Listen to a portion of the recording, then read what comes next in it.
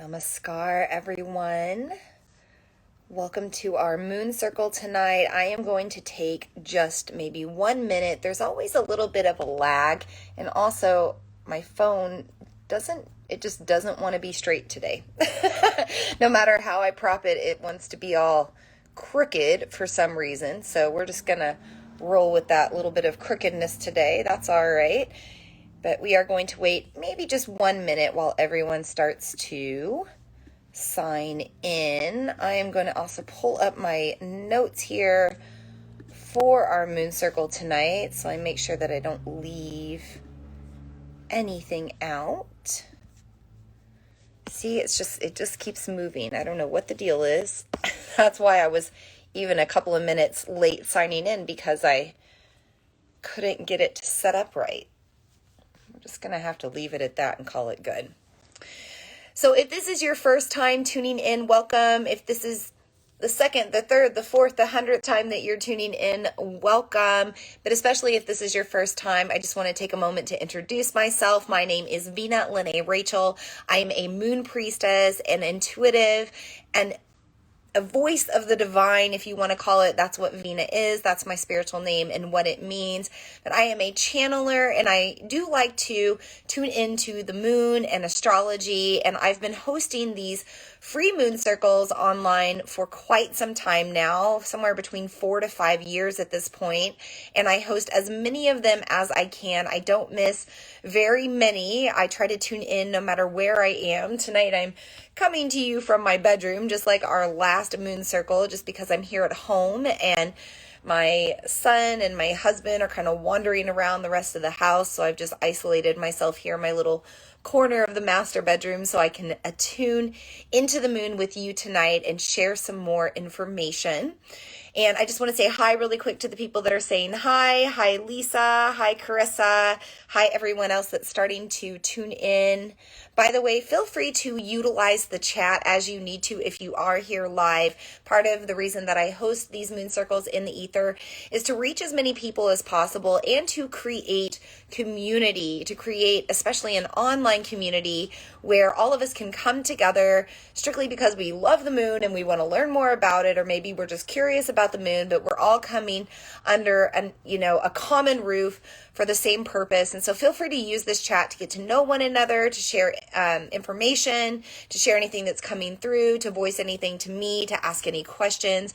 However you want to use that chat respectfully and honorably in this circle, please do so.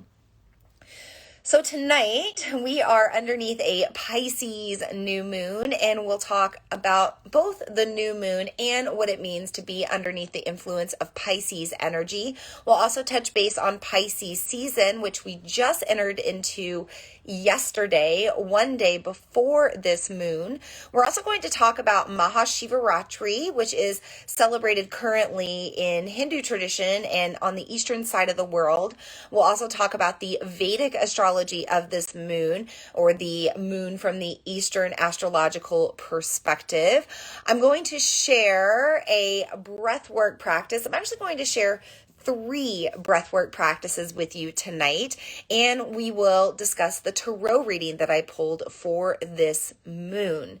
So make yourself comfortable, maybe have something to write with if you want to take notes, maybe have something to drink. This is a watery moon, so make sure that you have some sort of liquid to wet your whistle, and get ready to just get casual and learn a little bit more about what's going on in the cosmos. So I always like to start these circles by taking a few deep breaths, and I invite you to join me in this process. I'm first going to just find a nice tall spine, plenty of room for my breath to move all the way down my spine, up and down my spine, nourishing my chakras, in and out of every place it can possibly reach in my body, nourishing all my organs, nourishing all these places that my breath can go. And I invite you to do the same, sitting nice and tall or standing nice and tall wherever you are. Let's go ahead and start with a deep breath in through the nose. Open mouth exhale, and just sink in at the bottom of that breath. Just relax, shake out your shoulders, let go of any stagnant energy, any tension. Let's do that again, maybe reaching the arms overhead. Inhale. And as you exhale, hands come to the heart, or maybe just move on back down to the ground or to the sides of your body. Again, just shaking out any tension, letting go. Now on this final breath, I invite you again, if you want to reach your arms overhead, you can. And also maybe to make a little bit of sound as you exhale, nourishing the throat chakra, vibrating the vocal cords, removing any stagnant energy from these upper chakras. Here we go. Inhale overhead. Open mouth, exhale. And just relax. So welcome in to our Pisces virtual new moon circle. I try to always ask if there are any people relative to this sign on the transmission. Are there any Pisces sun, moon, or rising signs on the transmission? Does anybody have a Pisces north node, a Pisces stellium, any sort of Pisces dominance in their chart? Go ahead and put that in the comments if you've got that going on right now. Maybe just helps me to relate a little bit more to you personally if you are here. And then also if you're a water sign, if you're a Cancer, if you're a Scorpio, sun or moon or rising, you might be affected with this energy as well, just a little bit. Carissa says her daughter is a Pisces. My husband and my son are Cancer moons, and I don't have a lot of water with me. Water is actually my missing element, and I think it's why I'm so drawn to the moon, because the moon is water energy, and I have naturally been attracted to astrology, but I've been working with the moon now for, I think it's something like 13, 14 years at this point. So very attracted to water energy because I'm missing it myself. I don't have any Pisces alignments in my chart. Lisa says she's a full moon in Pisces. So Lisa, oh goodness, Lisa, I forgot that you're a full moon in Pisces. And that is the exact opposite of Virgo, which you're a Virgo sun and a Pisces moon. So you're going to feel this energy. You're also going to feel the Virgo moon that's going to be rising up here in 2 weeks. So on March 7th, you'll want to pay special attention to that full moon in Virgo as well. And then of course, when you come up to your own Pisces season in Virgo season in August and September, you probably really resonate with that full moon in Pisces then. So yes, you are definitely going to want to attune to this energy as well.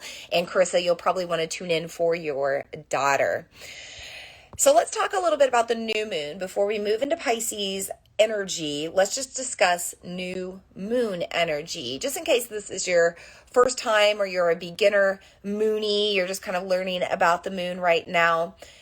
When we're underneath a new moon, it's darker outside. So if you look outside right now, if it's nighttime where you are, or if you look outside during the nighttime around this time, around February 19th, 20th, 21st, you're going to notice that it's really dark. You probably can't see the moon, or you can barely make out it out in the sky. And that's because the moon and the sun are aligned right now. So where this light is coming from, this ring light here, if this was the sun over here and my head, my earthly body was Earth, the moon would be in between us right now. And so the sun's light can't reach the Earth. And so it's a lot darker than normal.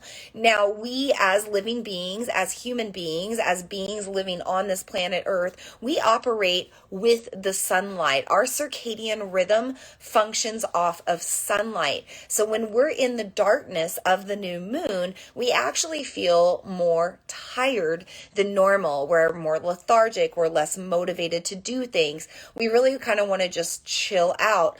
We're also in lower frequency feelings because we're closer to Earth's gravity rather than pulled up to the moon like we are during a full moon. So when Earth's gravity is stronger during a new moon, it's not going to be something you really notice. You can't step on a scale and notice a difference, but it's subtle. And because our bodies are made of about 75 to 80% water, we're going to feel that subtle shift in the energy. Mostly we feel it through our internal waters, through our emotions, and we start to move into lower frequency feelings. Now, part of this is because we are really feeling our bodies right now. We're pulled down to the earth and the earthly human experience. And unfortunately, sometimes the human experience is a drag. It kind of brings us down. It makes us angry and frustrated and shameful and disappointed and upset in many different ways below our heart frequency. So if you're feeling a little down during this new moon, a little depressed, if you're feeling low, if you're feeling angry or jealous or shameful or ashamed, if you're feeling guilty, if you're feeling any of that stuff below the heart, it's pretty normal right now. Also, if you just don't want to move, if you don't want to do a lot, if you just want to rest, if you want to sleep more, if you want to eat less, if you want to even meditate less or do less yoga or do less movement in general, all of that is normal as well, just because you're really getting pulled down to the Earth's core right now. Carissa says she has a lot of placements in Scorpio, another strong water sign, and her rising is Libra, but very close to Scorpio. So maybe close to being a Scorpio cusp or right on the end of there. So you're definitely going to feel a lot of this water energy too, Carissa, in addition to feeling it with your daughter because you're connected there, right? There's that water energy as well. It's sacral chakra in our human bodies or in our energy bodies, and sacral chakra is the womb space. So you're going to feel the water energy of your daughter right now, and also the water energy that you embody in your star-coded DNA as well. So what is this energy that pulls us down to the earth? Yes, it's Earth's gravity, but it's also known as apana energy. We're more familiar with the word prana. Prana is typically heightened during a full moon. We're pulled up into our higher chakras, higher vibrations, higher frequencies, and it's the energy of the inhale. It's life force energy, but the energy of the exhale, like that, what we just experienced, that deep exhale, that letting go, shaking out, making a little bit of noise. By the way, when you vibrate your vocal cords, even if it's just a like a vocalized sigh, you are activating and hacking your vagus nerve. No, not Las Vegas, but Vegas, Vagus. And when you hack your vagus nerve, you actually turn on your parasympathetic nervous system response. This is your rest and digest and reproduce, because you are not going to be experiencing strong fertility if you are feeling like you're in danger, right? So whenever we're in new moon energy and pulled down to the earth, we're also pulled down into our exhales, the bottom of our breath, and that's where that apana energy resides. So this is a very grounding space right now, this portal of the new moon and kind of those 2 days before and after the new moon's peak. We're going to feel very grounded. We're going to feel hopefully very stable. We're going to desire more balance and stability and structure and foundation if we don't have that right now. You know, that's part of the reason that the full moon and the new moon kind of take notice upon us, and we take notice upon them, because they're check-in points. So this new moon, it's the beginning of a brand new 28 to 29 and a half-ish day lunar cycle. It's a check-in point. It's a time for us to say, hey, are we feeling balanced right now? Are we feeling good? Are we feeling like we want to continue to work towards the things that we're working on, or do we want to shift? Ultimately, it's all about getting back to our center. So underneath this new moon, I invite you to find ways to increase harmony in your life, to find your center again, and to come back to that natural equilibrium that your true inner self always desires. Oh, that's very interesting. Carissa said she is a quantum vocal coach. So she's all about vibrating these vocal cords and working with our energy and nervous system and all of that. So that's so cool. That is so cool that you're here tonight. It was meant to be, right? It was aligned. So, okay, before we move on and talk any more about the moon, you know, give you that foundation of what it means to be underneath the new moon or the new moon energy, I want to really officially open our circle. I do this every time by bringing in the 5 elements. Now, if you have these specific 5 elements with you, you could certainly bring these into your circle tonight as well. You could bring them into the live transmission, or as you're listening to this transmission, you could have these elements around around you during this new moon portal, or actually this entire Pisces season, because whatever sign the moon is in its new moon phase, that energy sets the standard for the entire lunar cycle. So these are going to be great elements for you to work with personally over the next 4 weeks, in addition to right now in this, new moon portal phase. I also always emphasize that you could just have these elements around you. You could take in the energy through the ether. You could look them up online, or you could absorb the energy that you experience in this transmission right now. Great thing about working in the digital spaces is we move beyond time. We move beyond the dimension of space. So whatever I'm bringing to you right now, you're going to feel it as if I'm sitting right in front of you in your space, live, handing it over to you and letting you truly experience it, which is really cool, right? It's really magical. So I'm going to start with earth elements. I always do this. Sorry, I had to clear my throat a little bit. There we go. And I'm going to start with several crystals. So I first want to start with aquamarine. This is a great stone to work with, and you would think that it would be an aquamarine color because we kind of associate words with our experiences, right? Well, aquamarine is actually quite clear.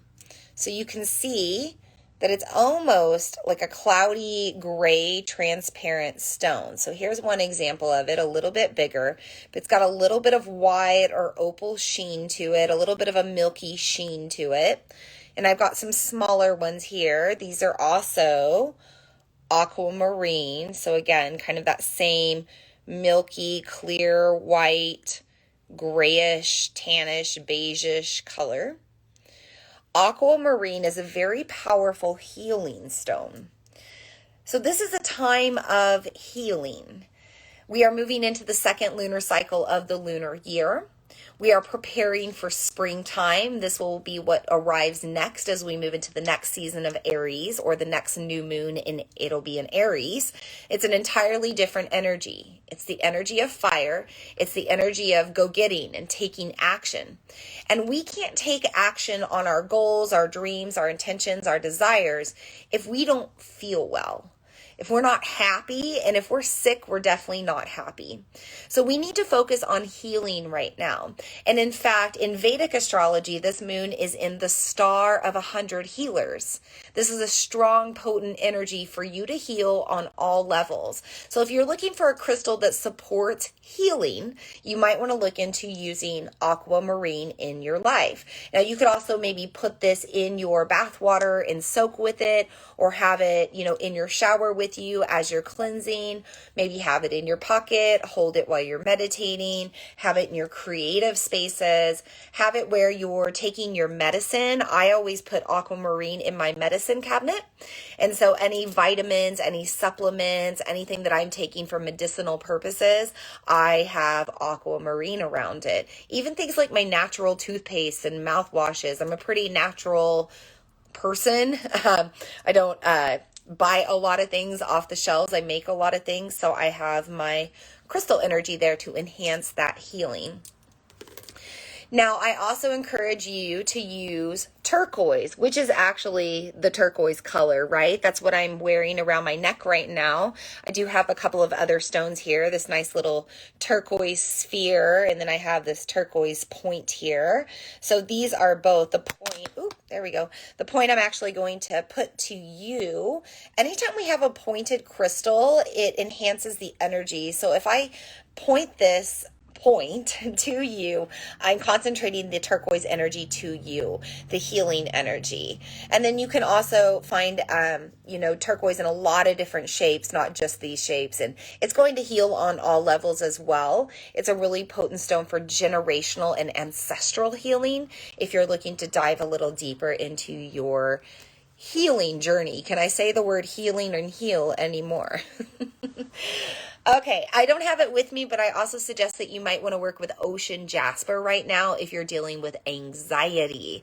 One of the things about this water energy with the new moon and with Pisces season is it's very watery, as in energy and motion, very fluid, and you're going to feel a lot of feelings right now. Sometimes when we feel a lot of feelings, we get very anxious. So ocean jasper, and any jasper in that case, but ocean jasper, because Pisces is the sign of the cosmos, ocean, in addition to the sign of the cosmic fish, ocean jasper can help calm your anxieties. It can help you with sleep. Pisces is also known as the cosmic dreamer. It's a place that helps you, it's a stone that helps you move into that place of meditation and a more relaxed mind. So if you need to calm your overwhelmed, anxious mind, get your hands on some ocean jasper. Okay, moving on to our next earth element. Actually, I have a couple. We're going to be smudging tonight, and I'm using a conch shell, going with that oceanic theme of Pisces. You can use a conch shell to catch your smudging ashes, or you can use any sort of, thing that's not going to catch on fire. And I have a really pretty white sage smudging stick here that's also got rainbow roses on it. Now, I've used this a couple of times in our transmission, but not very many. And actually, one of the beautiful sisters that's on the transmission tonight gave this to me. I want to use this tonight because of all of the color, and also that this was beautifully handmade and handcrafted. And this is a time to focus on creativity and artistry. Pisces is sometimes known as the cosmic artist. They have all these feelings and they have to channel them some way, and words don't quite cut it. They're not air. They're not good at really moving those vocal cords in a proper way. They cry more than anything else, lumping up their throat, but they have a really strong energy for moving things through artistically and creatively. So they can work with their hands, they can work with their inspirational muses, they can create music and poetry and like photography and beautiful like paintings and sketches and drawings and tattoos, and whatever it is, it's going to be some form of artistry. So, this was invented in somebody's mind and made handcrafted, and I just want to honor that artistic energy tonight with our new moon in Pisces. So I'm going to combine this earth element with our second element, and that is the element of fire. So I'm going to start by just lighting this up, and it might take a moment. By the way, I do have a window open right now. Anytime you're smudging, you always want to have a window open for that smoke to go through to take any of the stagnant energy that you're trying to burn away. And I always like to watch the smoke, the fluidity of the smoke. So embrace that water energy of the smoke. Notice where it starts to travel. This one has got a lot of smoke coming off of it tonight, which means that we do need to purge and cleanse and detoxify. I have no doubt, because my whole family was sick this week with fevers. So makes sense that I need to smudge out. I'm actually going to smudge the whole house tomorrow. I spent today cleaning and yesterday cleaning. So I'm going to take this in a counterclockwise direction around me, around you, around the tech that we're using to release any energy that needs to go. I'm also going to notice where this smoke goes. It's actually traveling more out to the window, which is quite some distance away in this room. You can see that it's getting pulled over to that one side. It hasn't really gone to you or me. It's just kind of coming up and over. So we just need to smudge our space, smudge our connection, smudge our technology. And when do we not need to cleanse our technology, right? We always need to do that. All right, so the smoke is already burning out, so I know that we are done cleansing. Now I'm going to add to this smudging tonight with a little bit of smudging spray. This is going to bring in our third element, the element of water, really enhanced with this Pisces new moon tonight. This is just a smudging spray to clear the air, to clean the energy. This is a sage smudging spray, just a sage that's grown here locally and dried and tinctured and then charged and placed in a magical smudging concoction. I'm also going to enhance this just a little bit more with aromatherapy. By the way, if you cannot use fire and smudge and smoke to cleanse your spaces, you can simply use one of these smudging sprays. I talked about how to make one of these on one of our previous full moon or new moon transmissions. Now I can't remember which, but it was either the previous one or the one before that. If you want to go check that out on the replays on YouTube or my podcast or my website, wherever you find me. You can also make setting sprays right now. So those are a little bit different. They're not made of smudging materials. They're made more of crystal infusions and essential oils and other magical things. Tonight, I'm just going to invite in aromatherapy itself with several different essential oils. So usually I suggest maybe 1 or 2 oils to work with, but because we're in a lot of water energy right now and we're in a water season, I'm going to invite in 4 different oils that you might want to work with. I always like to start with a little bit of practical magic. By the way, I feel like I need to back up for just one moment. So I mentioned this white sage bundle that's got the roses on it. I always get my white sage from ethical, sustainable sources. It's not sourced disrespectfully on indigenous land. They're not coming from places where they shouldn't. And I know that the beautiful sister that gave this to me does the same where she sources her stuff. So you want to make sure when you're getting these smudging materials like white sage, like Palo Santo, that you're getting them from an ethical source and an ecologically sustainable source.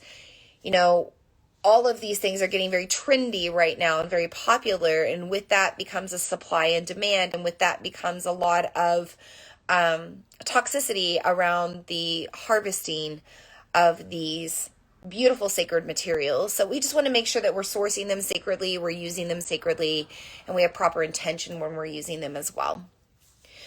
Okay, let's move on to water energy.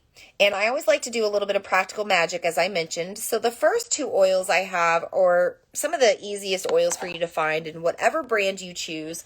I do, speaking of toxicity, encourage you to buy oils that are pure, that are certified pure, that have their reports with them, their GCMS reports, so that you can see there are no impurities, that the companies that make those oils are very transparent with that information, and also that they are sourcing those oils from sustainable places, that they're sourcing them in an ecological way, in an ethical way, in a legal way. Because again, essential oils and aromatherapy, very popular. I think it's a great thing. You know, we're bringing back all of these old ways that we used to use, these more natural ways. But with that, again, becomes I can't talk tonight, sorry, comes the supply and demand. And so, you know, sometimes things are grown with chemicals, so they're not pure, or they're harvested unethically, or they break some sort of sustainability law, or environmental law. So we just want to make sure that we're getting things from a good place.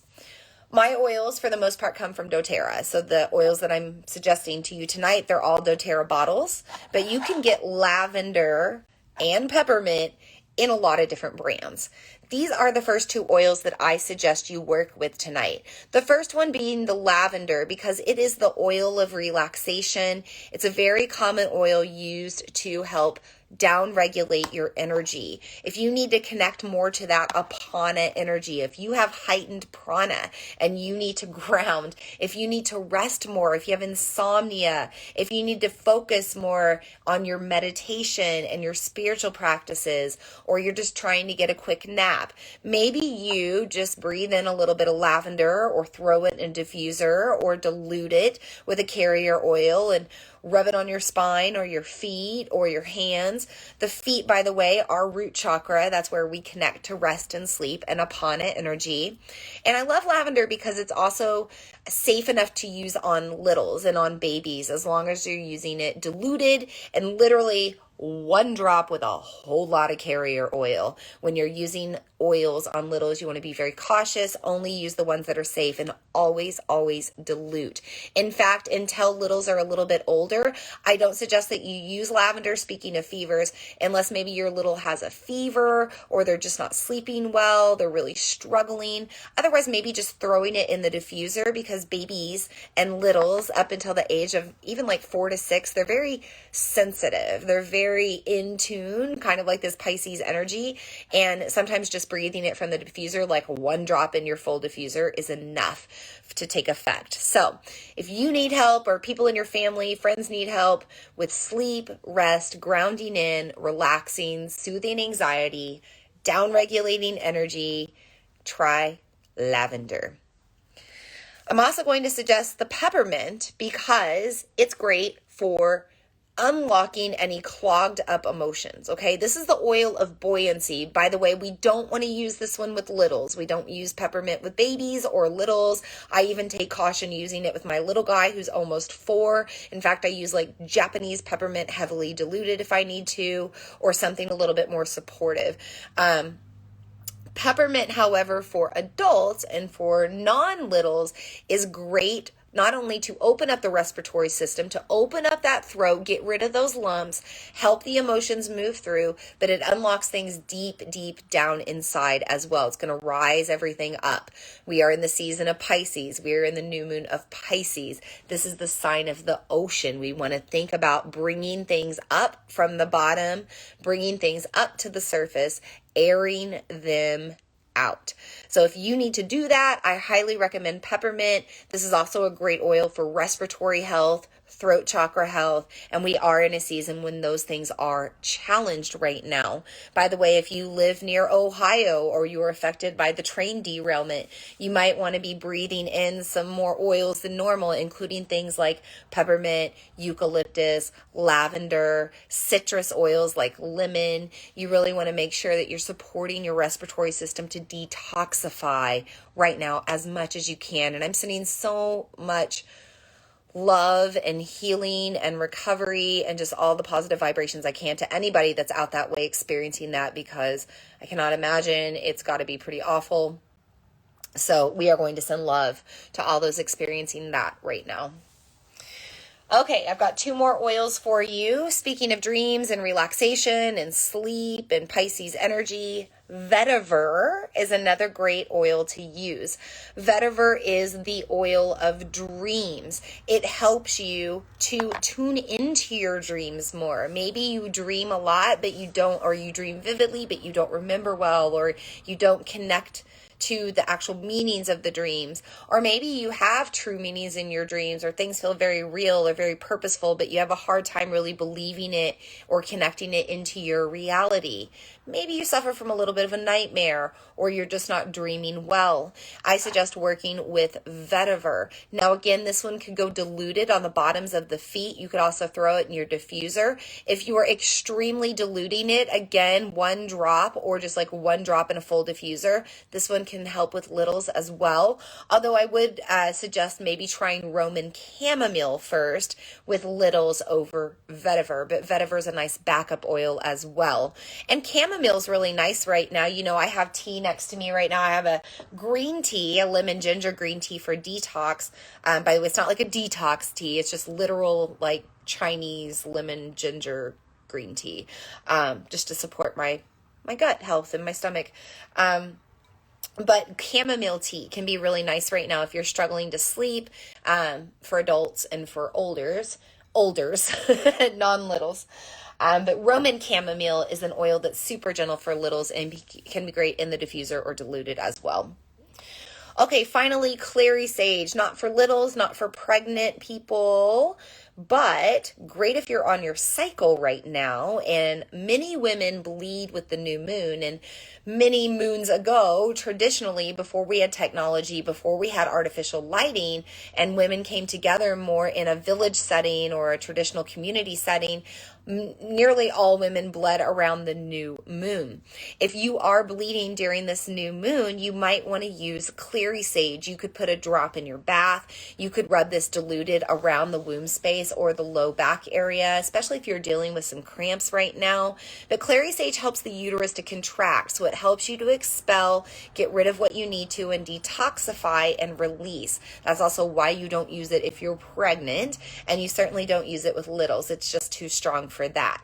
Now, menstruation aside, another great use for clary sage is mental clarity. Pisces is the sign of the dreamer, the artist, the creative. They have a endless imagination. And sometimes it's hard to focus that energy in to the details to really make all of that come into reality. So Clary Sage can give you clarity. It can give you insight. It can help you get serious about the details of your actual dreams that you want to bring into this life. And Clary Sage is really good for just relaxing the mind, opening the third eye, helping you to find more of that rest, that delta brainwave state, just getting into a deeper state of less distraction. I like to diffuse Clary Sage in my meditation spaces and my yoga spaces, by the way. Okay, so moving on to our final element, and that's going to be the ether. So I already mentioned that. By the way, the smoke that came off of our smudge, that was our wind or air. The fifth element is the ether. It's the digital space. And I already mentioned this. It moves beyond physical space and time. No matter when you tune into this transmission, you're still going to take in the energy of it. And in fact, the more people that tune in, the more the energy is enhanced over time. So this is why I like to work with the ether and why I use the space to connect for my moon circles, because there's a lot of potential for expansion there with the energy. So with that, with all of these elements coming into our circle, I want to take a few deep breaths. I want to invite in the guides and guardians of these 5 elements, making our circle stronger and more protected tonight. You can simply tune in and listen, breathe deeply, and relax.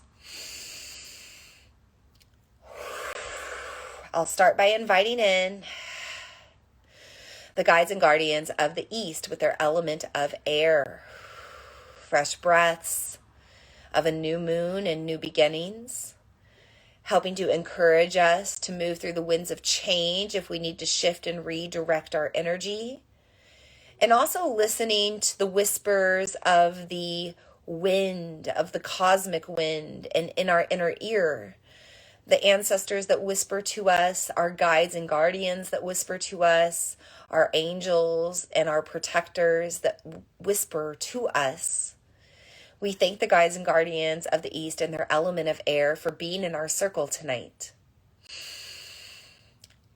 We also invite in the guides and guardians of the South with their element of fire, an energy of transformation, helping to ignite our heart's desires right now, helping us to really get serious about making our dreams come true and making our dream life come true, a life that we truly, deeply love. We invite in the fires of our heart to spark a catalyst for change or momentum to move towards this new reality and new version of ourselves. And we thank the guides and guardians of the South with their element of fire for being in our circle tonight. We also invite in the guides and guardians of the West with the element of water, moving so strongly now with this Pisces season, this Pisces new moon. Also Venus and Pisces quickly aligning before Venus moved into Aries tonight. So much of that watery energy is flowing around us, encouraging us to sink into where the current goes, to trust in the flow, to find the present moment of time, of the here and now, instead of dwelling on the past or being anxious of the future. We thank the guides and guardians of the West with their element of water for being in our circle tonight. We also invite in the guides and guardians of the North, the element of earth, all of this earthly magic that we brought into our circle already, the crystals, the smudging materials, the essential oils. We also thank our ancestors, another part of earth energy, guiding us to prepare a better earth for our next generations and our bloodline to come. We thank the guides and guardians of the North with their element of earth for being in our circle tonight.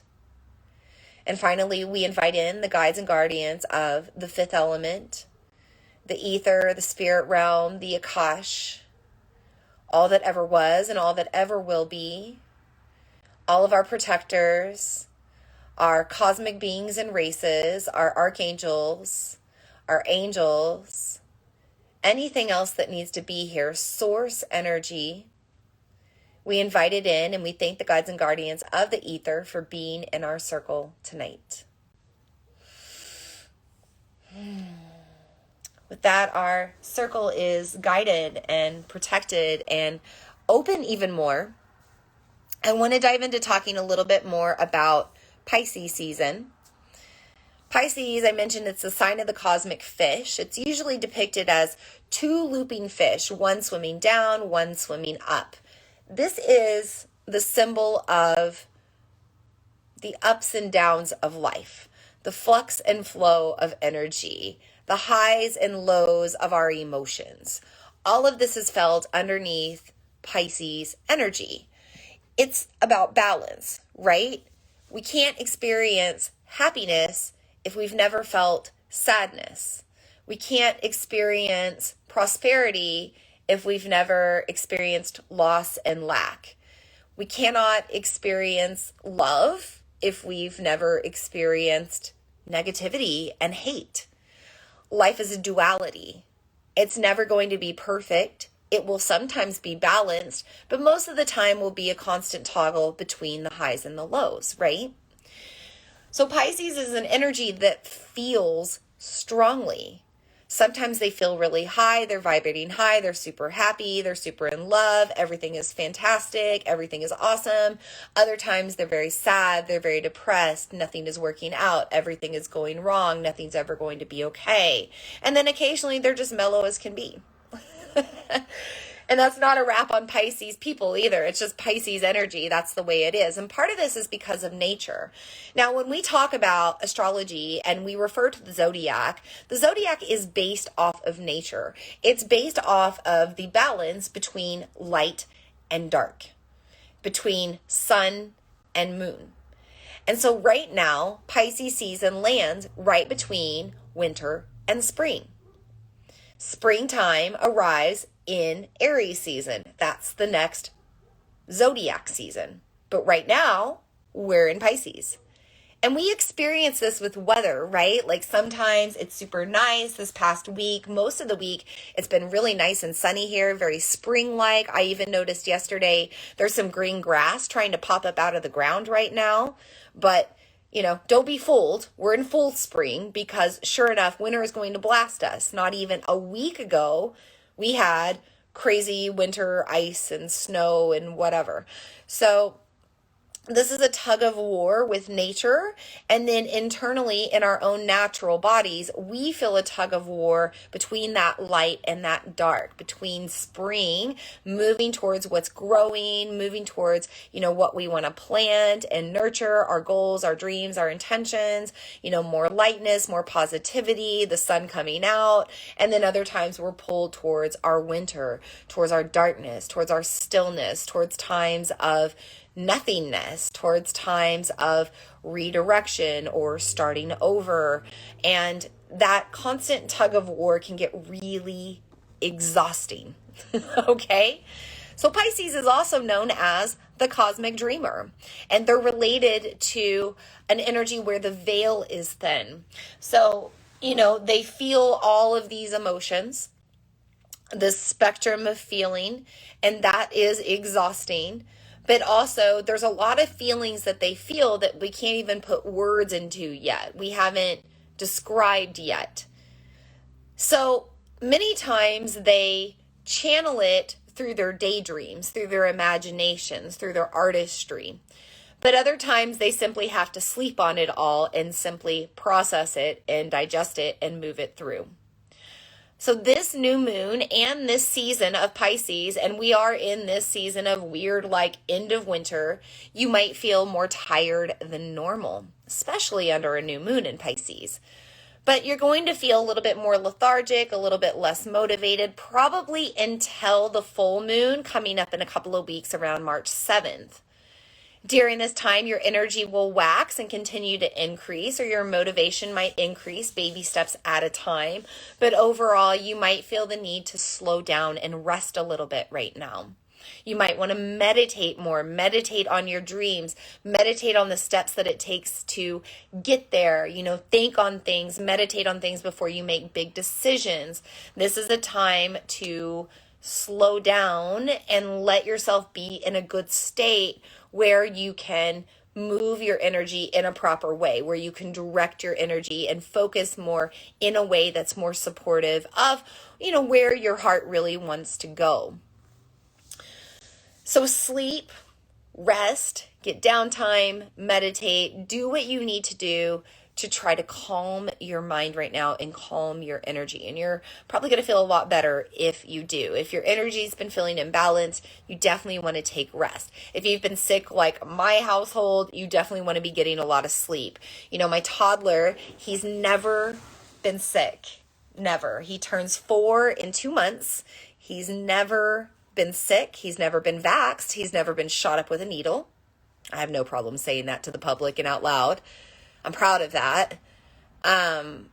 Meanwhile, I was quite the opposite as a child. I had many needles in me and many antibiotics and constant vaccines and constant flu shots. And I was a very sickly person. And I don't think I healed, coming up with this theme of healing with this moon. I don't think I really started to heal until my late 20s, early 30s. And now I'm going to be 40 this year. So it's taken me quite some time to detoxify and reroute my health and my gut health around all of that. But my kiddo's never been sick. Now he went to a birthday party at a big public place where there's a lot of kids.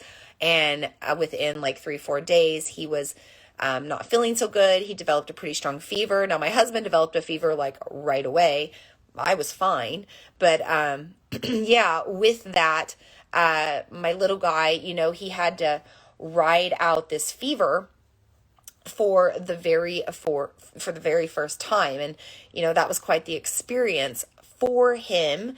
And he needed a lot of sleep. Intuitively, he just slept a lot. He actually didn't act like he was sick otherwise. He just had a lot of sleep and he had a strong fever, and eventually it broke. So sometimes we need rest and sleep for healing, for actual physical healing of dis-ease or illness. But other times we need to rest and, have downtime to get rid of the sicknesses of our mind, the limitations, the negative self-talk, the personal glass ceilings that we develop, all that stuff that goes on in our anxious mind that's attached to the past that isn't relative anymore. That's the kind of stuff that can throw us off, and we need to rest and kind of calm all that down sometimes. So wherever you're feeling off balance, if it's physically, if it's mentally, emotionally, energetically, if you're feeling imbalanced, this is a good time to find more stillness and rest. Now, on the other end of the spectrum, on the contrary, one fish swimming down, one fish swimming up, right? If you're feeling a little stuck right now, if you've been sleeping too much, if you've been lounging around too much, if you are depressed or on the verge of depression, if you are in lower frequencies, if you're really having a struggle to motivate yourself, you've got to find a way to move the energy, to unblock whatever it is that's stopping your energy from flowing all the way through your body. So Pisces is sometimes known as the cosmic creative or the cosmic artist. This is a time to embrace artistry. Maybe you are not an artist, so you put on music that you like and you get up and you dance to it. Maybe you appreciate art even though you're not an artist, and you get up and just take yourself to a local gallery or museum or someplace where there's some sort of art on presentation. Maybe it's a local coffee shop where artists hang their local art for purchase, and you can just go to that coffee shop and have a coffee and relax there. It's the movement, the getting up, the getting dressed, the going out in public, those sorts of things can really help you bust out of your depression. Even just getting out in some of the sunlight, even though it's not super strong in winter, but getting out in that sunlight, getting out in public, that makes a difference. You might also feel the need to take an art a different way. Like maybe you actually want to create art even though you're not an artist. So you bust out a coloring book or one of those scratch off books, or maybe you just bust out a piece of paper and a pencil and you start sketching away. It doesn't have to be pretty. It doesn't have to be perfect. It's really for you to just feel things. So I teach this yoga and art class, and in fact, I'm thinking I need to put that on the calendar for Pisces season. But it's a time when I have them begin by simply moving their Well, they pick colors that match their emotions, feelings, and energy, and then they move their brushes or their pens or paints or markers or whatever it is in a way that their energy feels, and then they try to depict their emotion through different shapes and patterns. It's not like they walk in thinking, I'm going to paint a picture of a kitty cat and they walk out with a kitty cat. It's like they walk in saying, I'm going to create art tonight with no structure, no boundary, no intention, no expectation. And then out of that, they channel their feelings through the artistic process, through the creative process, and they come out with some sort of piece of art at the end that is a representation of their feelings and their emotion. It actually gets it out into visual form, and they can go, oh, that's how I was feeling. And even though they might feel differently, even just about the art itself, it still moved those feelings that were stuck through in the process. So you can do the same. You can simply say, what colors do my feelings feel like right now? And get those colors into your life. And you can do this graphically online, like in Canva or something like that. You could say, okay, if I was going to do brush strokes, or, if I was the sort of medium with my feelings right now, am I a pencil? Am I a paintbrush? Am I a marker? Go from there. It can be really interesting the way you get creative with the different mediums and the way that you work with that to express your emotion, to express your feelings. So invite an art into your life, create it in any way, whether it's creating something on an actual medium or maybe just moving your body, but embrace that artistic element right now because it does help you express things that maybe words don't quite fit for. Okay. Finally, let's talk a little bit about that healing aspect, but we're going to journey over to the eastern side of the world as we do that. I'm going to pause and get a quick drink. If you have anything that's coming through right now, any questions, any comments, anything that you want to say about, Pisces energy, feel free to put that in there now. I have got the itchiest eye. So even though I was pretty well and healthy throughout this week, one thing that happened a week ago today, last Monday, my eyes were all swollen. My eyelids and my eyes get really swollen when I have like immune response. And so I think with my husband being sick and my kids starting to get sick, my immune system kicked in and it responded with like swollen eyes. So I'm still kind of dry. I've got like dry, itchy skin there. And so that's why I'm itching around my eyes and my nose, because it was all around my eyes and my sinuses. Fun times. Just thankful it's not happening right now in this transmission. So I'm drinking a little aloe juice right now. By the way, if you're local, I got this at Nature's Corner, and it's the aloe exposed. This is the aloe vera and honey. It weirdly tastes like grape, but also tastes really good. But if you struggle to drink aloe or aloe vera juice on its own, or you don't want to eat the aloe vera pulp on its own, if you have like texture stuff, it actually doesn't bother me, but this is a good alternative and it tastes really good, but I just like the drink. I just wanted to try it because I am drinking aloe right now and taking aloe daily as a process of healing. So let me invite that into our new moon circle tonight with this aquamarine and everything else that we got going on, our guides and guardians. It's like grape water with pulpy little liquids in it. Good though. Okay. So Alice said she is a Pisces. It's actually her birthday. Oh, happy birthday, Alice. Happy birthday. She's been feeling all of that. She's sick here too, so we've been resting, healing. Yeah, and you're probably purging, sister, because this is a moon of purging and making space for everything that we're ready to get rid of, right? Like think about when we get ready to plant our gardens. If you plant a garden, or even if you don't, you know that at the end of the winter, at the beginning of spring, you don't just go out and drop the seeds in the ground. You've got to clear away the weeds. You've got to dig up the dirt. You've got to clear things out that were stagnant. You've got to refertilize. You have to reset. And so sometimes during the season of Pisces, when we are down more, when it's darker, when it's colder, when we're inside more, we also have to kind of detoxify and purge. By the way, I just want to mention this really quick. We're talking about energy a lot tonight. Despite if you've been great with your energy, if you're sticking to your practices and you're in your habits and you're working on your dreams and intentions and you're finding success and all is going well with you, I hate to break it to you, about 90 to 95% of the rest of the world has fallen off their New Year's resolutions and even their lunar New Year's, intentions. And many of them are pretty sad about it. They're shaming themselves for it. They're embarrassed. They're disappointed. All of that energy on the collective is contagious.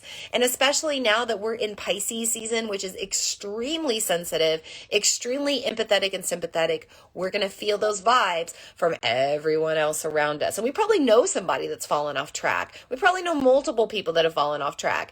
And we're going to feel that energy taking over. So if you're feeling sick, if you're feeling off, if you're feeling tired, if you're feeling a lack of motivation, it might just be collective energy that you're taking on. So make sure that you're purifying, make sure that you're honoring your health, that you're drinking plenty of water to flush things out right now. Maybe listen to some sound healing, maybe, throw an essential oil or two in the bath, some Epsom salts in the bath to decompress, smudge your spaces, but do everything you can to purify right now and really keep your health aligned.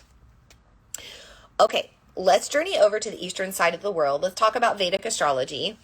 In Vedic astrology, this moon is in Shatabisha Nakshatra. Shatabisha Nakshatra. This is known as the Veiling Star or the Star of 100 Healers. And this is a star that promotes us healing for good. So if you tuned into my previous moon transmission, the full moon in Leo, that virtual Leo full moon circle, the moon was in Ashlesha Nakshatra, which is the star of the Kundalini snake, the medicine. So in the past 2 weeks, we should have been taking our medicine, whatever that was. Maybe it was actual medicine, like my Chinese medicine doctor saying, drink aloe vera right now, or green tea. Or maybe it's your medicine, like reading a certain personal development book. I've been feeling the call to read Mother Hunger. And so I'm reading that to help heal my mother wounds right now. I also felt the call to vocalize and actually unlock my throat chakra and really vocalize some frustrations that I had gone through with my India trip 5.5 years ago. And I felt like finally vocalizing that was providing a lot of healing to me. So there's a lot of different ways that you can heal right now, but this Shatabisha Nakshatra says it's time to really do it. It's time to heal for good so that you don't have all of this stuff sticking around, making you unwell in different levels, in different ways, as you try to move forward and make your dreams a reality, as you try to become a better version of yourself. A better version of yourself is never sick. A better version of yourself is never less than, right? A better version of yourself is always growing, always getting healthier, always improving, always becoming more positive. Carissa said, what is Mother Hunger? Mother Hunger is a beautiful book by Kelly McDaniel. It's a Hay House book if you want to look that up. But Mother Hunger is about healing the mother wound. So the bottom of it says how adult daughters can understand and heal from lost nurturance, protection, and guidance. It's really good. I have a strong mother wound. My mother is still alive. Speaking of that water womb connection, sacral chakra, my mother is still alive. She lives in my hometown. I haven't spoken to her in almost 2 decades. Yeah. And even then it wasn't good. It's been pretty toxic my whole life. It was narcissistic from her, abusive. My mom had addiction issues. She suffered from sexual assault as a child. She doesn't know that I know that, but I know that. I know that it affected her as an adult. I've had a lot of healing come, but I haven't healed completely. And I've just been feeling a lot of, I'll just put it out there. I've been struggling with fertility over this past 1.5 years. Really these past 2 years since I had my son. A year later, I got pregnant. I had a loss at 12 weeks. Since that loss, I have really struggled to secure a pregnancy. This past year alone in 2022, I've been pregnant 6 times, always losing it between 4 and 6 weeks. So I know that there is something going on with my mother wound and I have got to heal it. So I'm healing it because Shatabisha Nakshatra says it's time to heal for good. Ashlesha Nakshatra told me 2 weeks ago it was time to read Mother Hunger and heal the mother wound. So very good book for anybody that struggles with wounds with their mother. I highly suggest it. the vocal energy moving through burps. I thought that too. I was like, oh yeah, the vocal energy is definitely clearing out with a little burp there. All right. Let's return to healing. The Star of 100 Healers is also known as the Veiling Star. Why? Because we start to have things unveil during this moon. This is a time when you might have things come up about your health that you didn't realize before. This can be physical health. This can be emotional health. This can be mental health. Maybe you finally get some sort of diagnosis. Maybe you have something of concern come up. Maybe you have an aha moment or an insight or a gained wisdom. Maybe you gain help in your life from another healer or somebody else that can support you. But this is a time when things can start to come out from the veil, that they can actually reveal themselves. In this darkness, a lot of things can come through if we slow down and just tune in. Now, the other thing that's interesting about this particular moon on the eastern side of the world is it celebrates Mahashivaratri. It's actually the day right before the new moon. So when we get into that very, very waning sliver of a crescent moon, the last little light of the moon, 1 to 2 days before the expression of the new moon, that's the celebration of Mahashivaratri. This is a time of celebrating Lord Shiva in Hinduism, and Lord Shiva is the god of destruction. Now, there's a lot of different stories, but one of them is about the story of the Tandava, or the dance of destruction that Lord Shiva moves through as he's trying to make change. Now, quite the opposite of that, his consummate, his opposite, his polar opposite, his balance of energy is this yogini that moves into female form and sits in stillness and meditates on the top of the Himalayan mountain. So we have this very masculine, very fiery, very destructive, very spontaneous, sporadic, erratic energy. And then we have this very still, calm, contained, leveled out, grounded energy. Can you see how Eastern astrology, by the way, especially if you tune my transmissions for some time, but even now, can you see how Vedic astrology on the Eastern side of the world is so similar to Western astrology?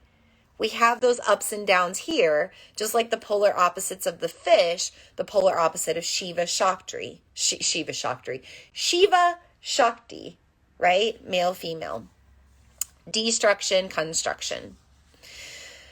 So there's another story of Shiva and Shakti this time, the form of the feminine goddess comes down in the form of Ganga. So this is the form of water energy, right? But when she first comes down as Ganga, she comes down as a very destructive river, a lot of rain, a lot of forceful water, kind of going all over the earth and destroying. Now, this can also be related to the story of Kali, birthed out of Durga, coming to, clear away all the demons of the earth, including the two-headed demon that none of the gods can destroy.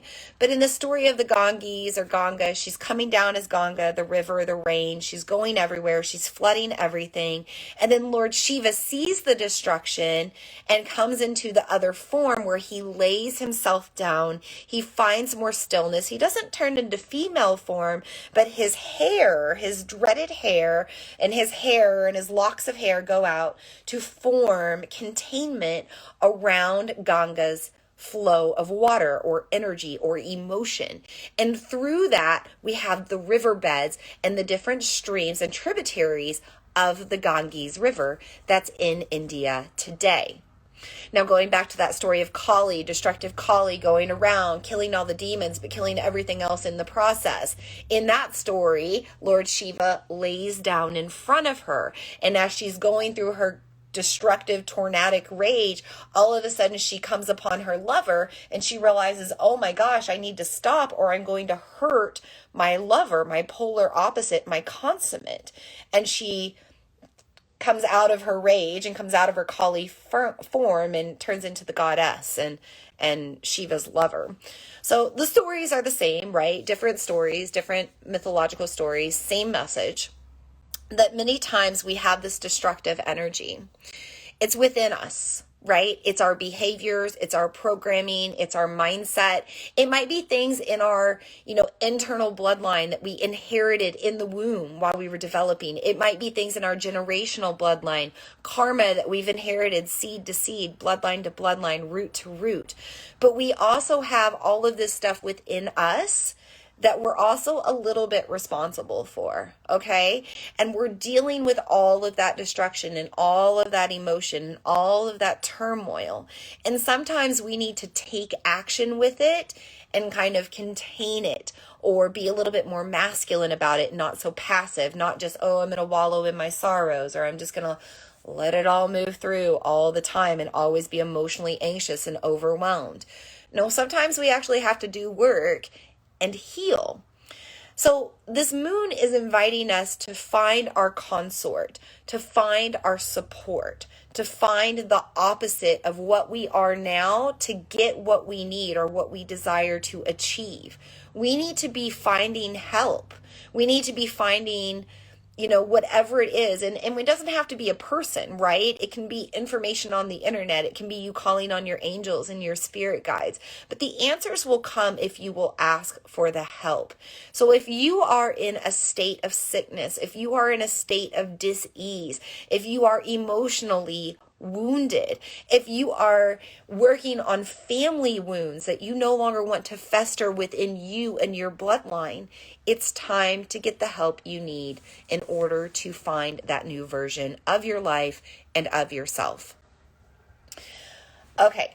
One more quick little story. This moon is also ruled in Vedic astrology by Varuna. Varuna is the god of the sea. Here is this Pisces energy again. Also the god of mystery. Think about the ocean, okay? The ocean's depths have been unexplored. We do not know what all is in the ocean. We do not know what's on the bottom of the ocean floor completely. Coming back to this concept of healing, and the path of healing and the discovery of healing and the journey of it all. It's a constant journey in this life. Pisces or not, you will always go through a journey of healing in your life. It's flux and flow. It's balance, right? So this is a time to embrace it. Embrace whatever you're going through or whatever you have gone through. Trust that there's always wisdom on the other side, but also know that you're never going to be perfect and not everything is ever going to heal. You're not ever going to have all of the answers, okay? You might heal some aspects of your psyche and your inner parts, but other parts maybe not. You might heal a sickness that you've been working on for a long time and something else shows up.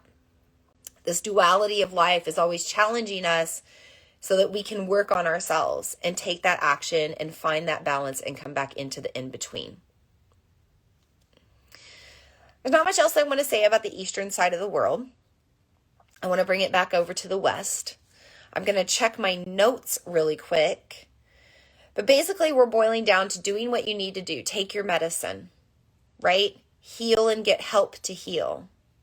Get creative or emotionally expressive to unblock things. And if you're too much down into the apana, find some of that life force energy and inspiration and breathe more prana into your life. There's also a need for more love energy right now. So I mentioned in my notes here that you might experience a lot of actual physical water in your body right now with this Pisces season and with this new moon. You might be experiencing tears. That's usually the number one water, right? But maybe also sweat. Maybe you need to detoxify. Maybe you need to work out and move your body if you've been stagnant. Maybe you just need to dance until you sweat it out. Maybe you have a fever that needs to break until you sweat. There's a lot of sweat detoxification that can happen right now. There's also the focus on the bodily fluids of blood and lymph, making sure that your blood is healthy, making sure that your lymphatic system is moving in a proper, healthy, free way, supporting your immune system, supporting your health. And then finally, there's the focus of sexual fluids. So all of this sadness and stagnancy aside, there is the opposite of that, right? The duality. And because Pisces energy is so sensitive, we always think sensitive is in sad or sensitive is in emotional. But sensitive is in touch sensitive. There's also erotic sensitivity. Not erratic. Well, it could be. You might be sensitive on your ears, why some people aren't. Other people are sensitive at the tips of their toes. Other people aren't. Some people are really sensitive in their glute spaces. Some people aren't, right? It is erratic. Erotic sensitivity. I think I'm going to label that. I need to write that down.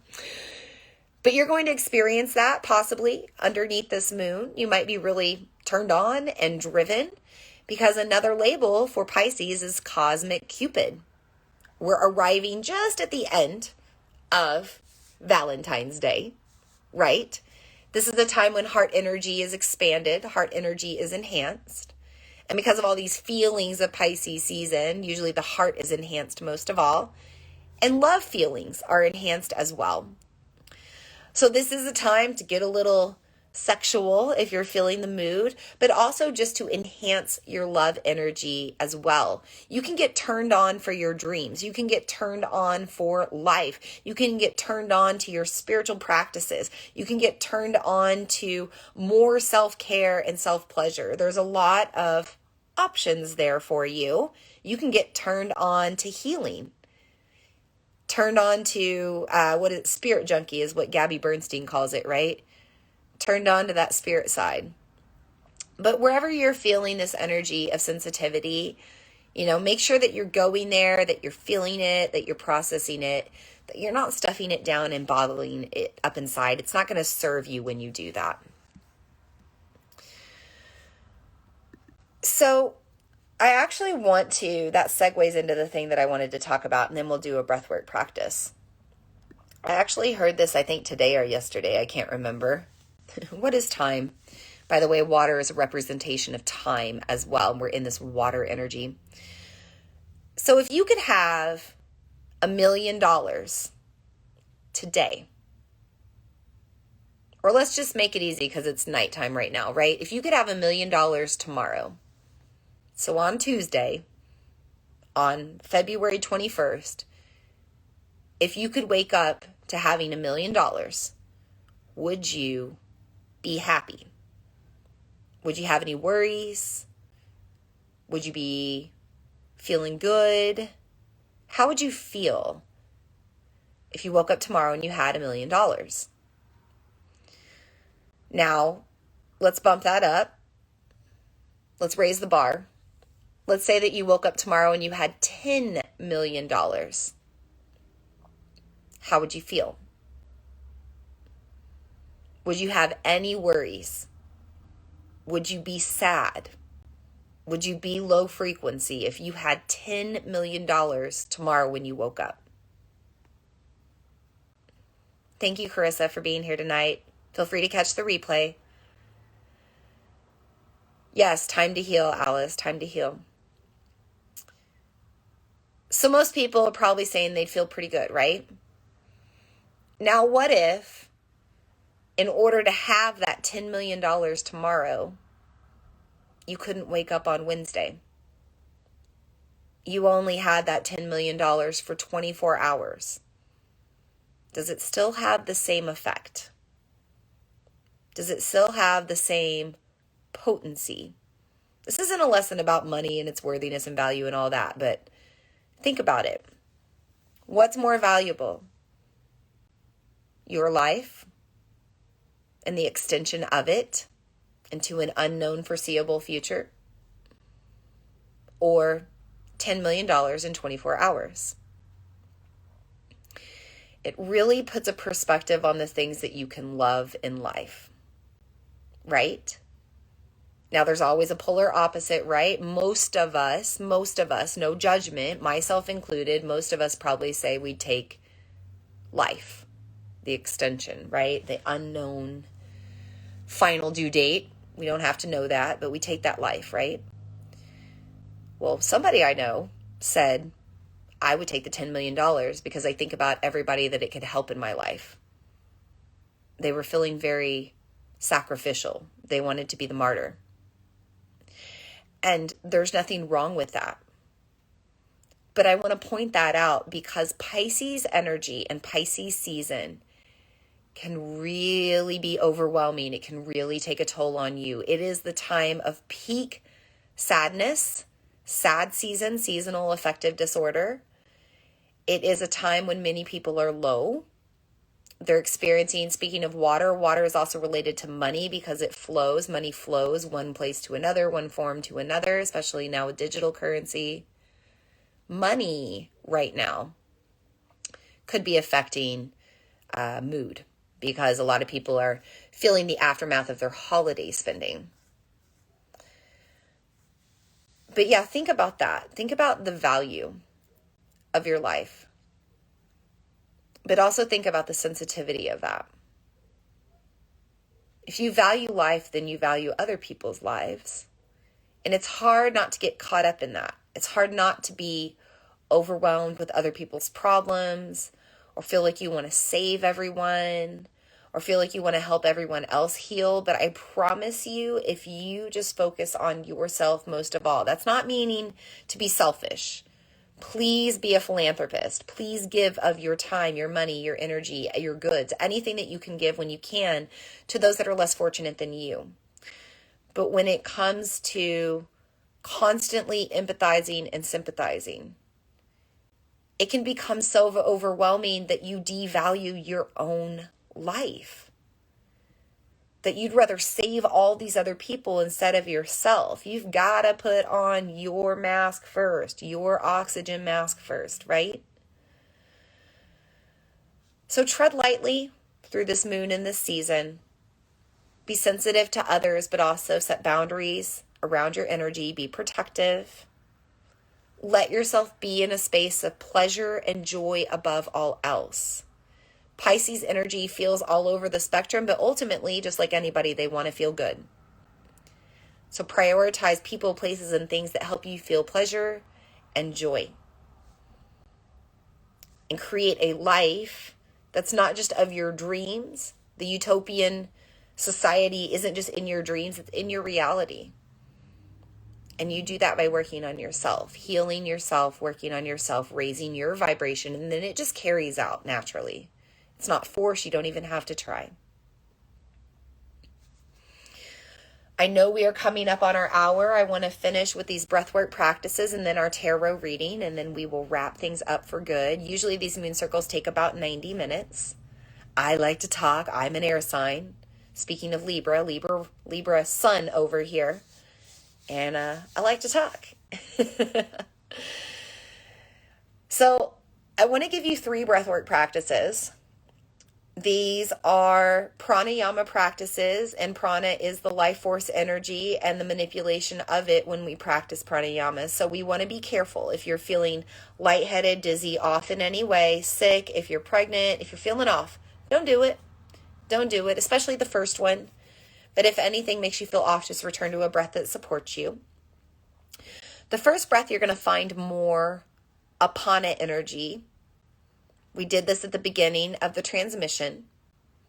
So we've already done it. Take a deep breath in. Really sink into your exhale. Maybe sink into the bottom of your breath for a moment. Savor it. Simmer in it. Now this time let your exhale get longer and deeper than your inhale. Deep breath in. Deeper, longer breath out.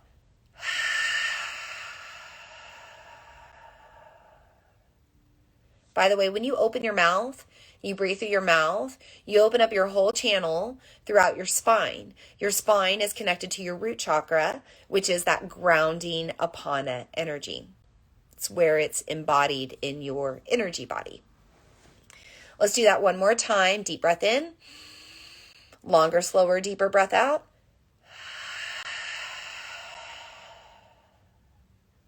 Sinking down. Just return to normal breathing. If you do that enough, it will feel like you are slowing down time. You slow down your energy. You turn on that parasympathetic nervous system response. Rest, digest, reproduce. You find yourself in a more relaxed state. Most of us need this when we're feeling anxious, overwhelmed, over-emotional. We need some good deep breaths to soothe ourselves down. It's a soothing breath. Let's go to the opposite of that. Let's go to an energizing breath. an upregulating breath, a breath that cultivates and increases prana. Now remember that prana is at the top of the inhale. So we want to make our inhales longer than our exhales. And we're only going to do this 5 rounds. And if you feel off in any way in those 5 rounds, just stop right away because you don't want to continue it. You want to make sure that you're always doing breath work that supports you. And prana is intense. Think about the full moon making us crazy, right? We're going to bring that in now just for a moment. Deep breath in, longer than your exhale. Deep breath in. Exhale. Deep breath in. Shorter exhale. Deep breath in. Shorter exhale. Deep breath in if you can. Shorter exhale. Maybe one more. Exhale. Return to normal breathing. Let it go. So you might get a little dizzy. You might feel yourself in your head. You might get a little overwhelmed. You might run out of breath. This is an example of prana, that life force energy. We can't have too much of either, right? Too much apana, we don't have enough breath to breathe back in. We don't have enough energy to breathe back in. Too much prana, and we don't have enough energy to relax and breathe back out. Now, however, if you're stagnant, if you're depressed, if you're feeling low, if you need to move, start with maybe 2 to 3 breaths of that prana enforcing breath work. Now let's go to somewhere in the middle. Let's keep our breath equal between inhale and exhale. Let's just start that now. You can count it to yourself or sense it.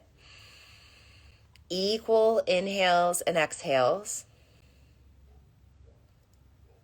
And then as you breathe equally, can you also feel those spaces in between? The stillness just before you breathe in. The stillness just before you breathe out. The stillness before you breathe in again. And so on. As you balance your inhales and exhales, can you make that space in between just as long? So it's like a 4-part breath where you inhale, you hold just as equally, you exhale just as equally, you hold just as equally, you repeat the pattern. Do it for a few more rounds if it feels comfortable for you. Notice how you feel.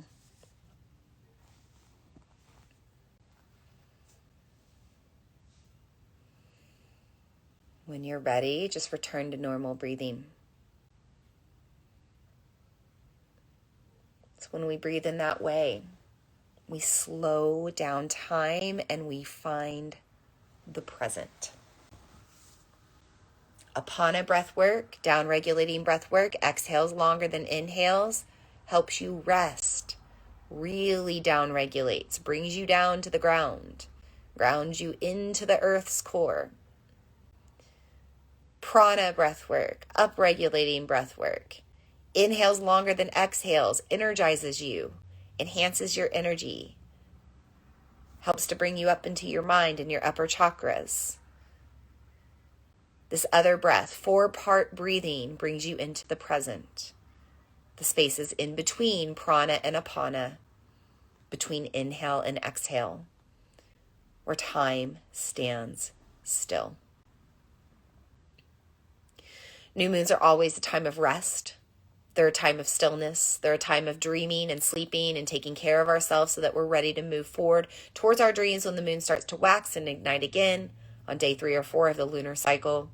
So for now, take time to savor yourself in the present, in the stillness, in the non-doing, so that you can get motivated to truly focus your energy and work on your dreams when you are ready to move forward in a few days.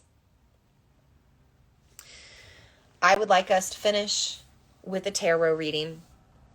I already pulled the cards earlier today. I've already written about them on my website. You can go there, vinalene.com. That's where you find all of the things I've written about the moon and astrology and the tarot or other cards I've pulled. You can also go to YouTube or social media and you can find stuff there too. So I want to start with our just prayer, welcoming in the cards. Thanking the cards for being in our circle tonight, giving us an alternative message, another way of hearing the things that we need to hear. We trust in what comes through, for we know that the cards do not lie. And we thank the tarot for being in our circle tonight. So I'm going to start with our present card, our past card. 9 of Swords. 9 is a number of rebirth. Think 9 months in the womb, talking about womb energy, water energy, sacral chakra. And this is about grounding in to a new version of ourself, and also using the swords to cut ties with old versions of ourselves that no longer serve. Remember, this is our past card. So we have to think about rebirthing from our past, severing from our past, reprogramming. This means cutting ties with people, places, and things that don't support your dreams and don't support your next evolution. I think it's pretty self-explanatory, but new moons are always a time of new beginnings. So if you need to make change, do it now. Make the change gently. Remember, Pisces is a sensitive sign. It's a delicate sign. It's a loving sign. You can always make change gently. You can always cut ties and move on with grace and peace. So embrace that process as you do what you need to do to become the next version of your evolution. Our next 2 cards are reversed. For the present card, we have the reversed Knight of Pentacles. Anytime we have the Knight, we're going to war, we're going to battle, we're feeling challenged. Anytime we have the Pentacles, it's around money, finance, success, prosperity, maybe luck and fortune. So when we have the Knight of Pentacles reversed, we might be going to work or going to battle or doing a lot, taking a lot of action for not a lot of return. So I want you to think about the ventures that you're on right now and ask yourself if you want to keep working towards those. If you see the total, in picture as something that's really going to support you. It doesn't have to be with money, by the way. It can be with your health. It can be with, more friends and more networking. It can be a lot of different things. But think about how you're working towards things right now, or what you're going to battle on, or what you're working through, and ask yourself if that's really something you want to continue to do. Now, the Knight typically sees victory, so you will probably see victory, but just ask yourself if the win is truly worth it, if the win is and the reward is worth it. Anytime you have the Knight of Pentacles reversed, you're also being asked to ground into your finances, into your abundance, into your dreams that will create that abundance, and into your joy, or a life that has more joy, which is abundance and prosperity too. So this new moon in Pisces, the sign of the dreamer, is also about daydreaming. It's our dream life, what we envision for ourselves, who we want to become, what we want to see with our life, what we want to see unfold. Me and one of my besties were sharing our dreams with each other yesterday so that we could hold space for each other. And these were really detailed dreams that we hadn't specifically gotten detailed on with each other. And it was really exciting to share that and have that support circle. So, it's time to ground in. It's time to not just say, oh, I'd like a better life, or I'd like to be healthier, or I'd like to be happier. It's time to get down to the nitty gritty. How would you like to be healthier? For me, I'd like to not have this parasite issue that I'm going on, right? For, happiness, I don't want to just be happy. I want to feel emotionally stable all the time and not be anxious and overwhelmed, to not let my past haunt me, right? I don't just want to be prosperous or financially abundant. I want to be able to have all the things that I want without taking away the distraction from what's important, right? So we have to get down to the nitty gritty of our dreams. We have to really make them specific and think about exactly what we want. But the Knight of Pentacles comes in right now to say, this is the work that you need to do. This is where you need to go to battle. Go to battle with your open-ended imagination and harness it. Notice the horse on the card. Harness things down into your reality where you can focus and take one path or a strong path towards really making this your desired reality. Finally, we have for our future card, the inverted High Priestess. Notice the number 2. Duality, highs and lows, ups and downs, sun and moon. This is Pisces season. This is what we're going to navigate over the next 4 weeks. So the High Priestess says, hey, it's time to ground in to your spiritual practices as well. Not only the faith in your dreams and the work towards your dreams of abundance and financial stability and financial support, but ground into your spiritual support. Get your guides around you, get your protectors, call on your angels, say your prayers, do your mantras, do your practices, do whatever you need to do, get in tune with the moon, right? There's a little moon on the card there. This priestess, she is reading from a book and she is eating from a pomegranate. She is enjoying the fruits of life while taking in the knowledge of life and sharing it with others. This is a time for you to go where you feel called when it comes to your spirituality, but make sure that it's grounding you into being a more stable person, and that it's also something that enhances your own inner truths and inner wisdom. This is also a card showing up to say, hey, make sure that you're enhancing your spiritual gifts, your psychic gifts, your intuition right now, because you're going to be challenged. Again, this is coming after reverse Knight of Pentacles, but you're going to be challenged likely with your beliefs, with your truths, with who you actually are. So make sure you're really grounded into that and you don't feel like you're going to be moved or tempted by someone elsewhere. This particular card also indicates that you might have some sort of piece of information unveiled to you that creates a falsity around a truth that you previously knew, or you get a piece of information or somebody says something, a person that you trust says something that turns you off from them, or somebody that you trust or have trusted for a long time or had a really strong relationship with, they might speak something that you find out is not truth anymore, that was actually false. So you need to be grounded into your own spiritual knowledge, your own spiritual truths and opinions, so that you're not feeling disappointed when these outer sources are no longer your truth as well. Hopefully that makes sense what I'm trying to say. Sometimes I'm just channeling and saying things and I'm just trying to get it out. So hopefully that makes sense. So in a nutshell, sever ties with old ways, old versions of yourself that don't serve. You are moving into your next rebirth. You are moving into a better version of yourself, and you are healing your generational bloodline and karma along the way. Make sure that you're grounded into whatever you're working on and pursuing so that it continues to support you. Make sure that you aren't doing more work than is needed to get the gain of success. And make sure that you're focusing your energy on things that will bring you more abundance, fortune, joy, and prosperity. And ground into your spiritual truths, your spiritual gifts, your spiritual knowledge, your spiritual practice. And let that be the grounding and foundation for anything that you develop as your core truth and being moving forward. Thanks, Alice. She said it makes complete sense.